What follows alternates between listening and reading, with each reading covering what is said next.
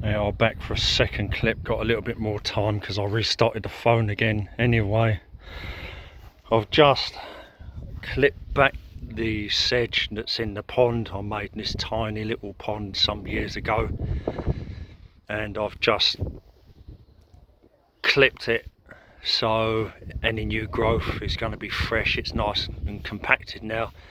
The roots are all embedded in bricks at the bottom, and it's the plant itself and the bricks are taking up a load of room. And then I put about 4 watering cans worth of water in there, and it's topped up now. Pulled a little bit of grass out here, so at least the pond is nice and full up again.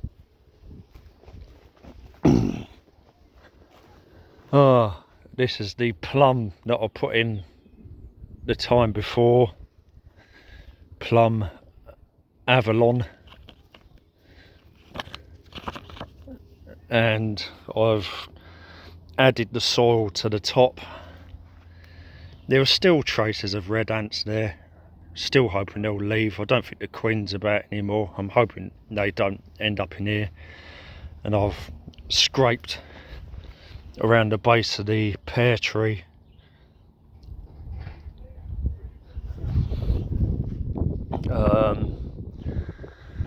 To get air to the roots again. And then I piled it all up around the outside, and I left soil in the middle.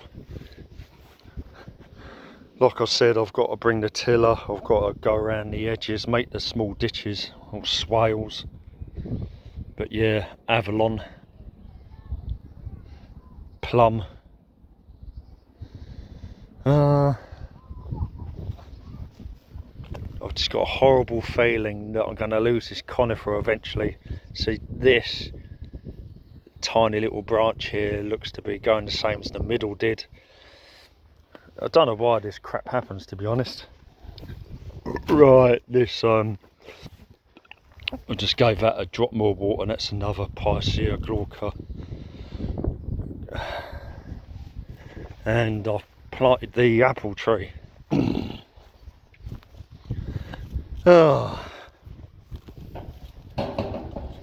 It's already pretty big. We'll have to see what happens with growth on this old Laxton.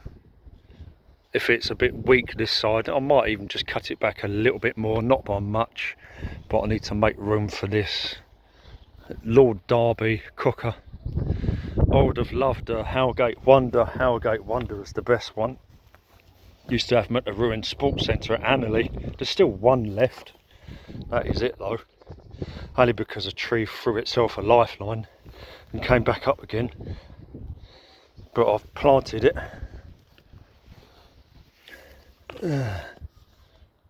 Lord Darby, it's in the ground now, and I've given it a can of water, W-O-R-T-E-R, water. So yeah, that's been planted. Like I said, might take that oak out.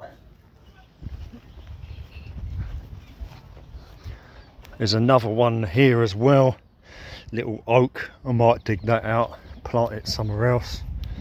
But the big one at the back of the bonfire will have to stay there. But yeah, they're in. The cooking apple and the big plum.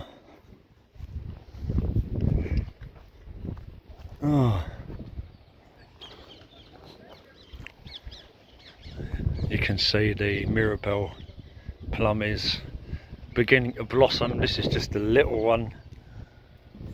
The big one is gonna go stupid again, obviously. That is about it. Need to burn all this crap. I ripped up a lot of the dog daisy, the dead bits, and I shoved them in the bonfire. As to whether I'll get to burn it or not, I don't know. All this has got to go, and when all that's been burned, I'll probably scrape around the bottom of the pear tree again, because it seemed to like having its roots exposed to the air. via the soil. Maybe that's why it done so well. You can see that the buds are starting to break out now. That looked like a mealybug of some kind, weird. But there are signs that this pear is starting to push the buds open. Even this drooping one. So spring is slowly getting here.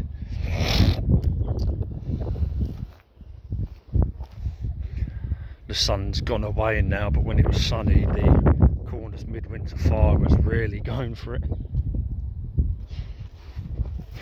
Really bright. It's runnering off at the base though. So you've got a narcissus or daffodil here that's going to open soon, a bit later variety. This was all flooded the last time I was here or the time before, absolutely flooded.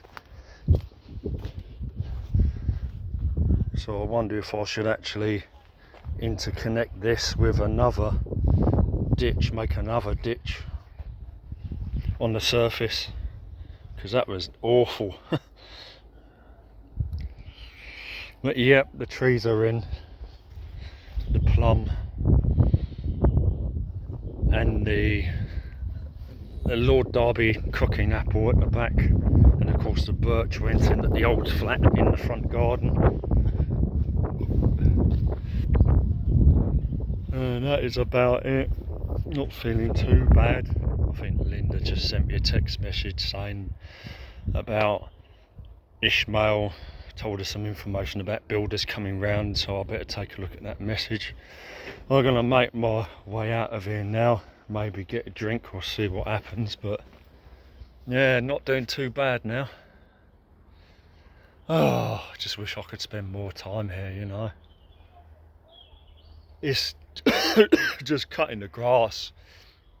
It's always been the problem here. I've always had to wait till right at the end of summer and do it manually, when a strimmer would be so much easier, but I can't carry a strimmer all the way here, be exhausted, arrive here, strim, be even more exhausted, and then take it all the way back. It's just, oh, it's a nightmare. Oh, we'll have to see what happens. But the buds are breaking, and hopefully Tony P's gonna make more staging like he did in this greenhouse at the old flat and the new greenhouse next week. More estate agent polls. I think we're going to end it there.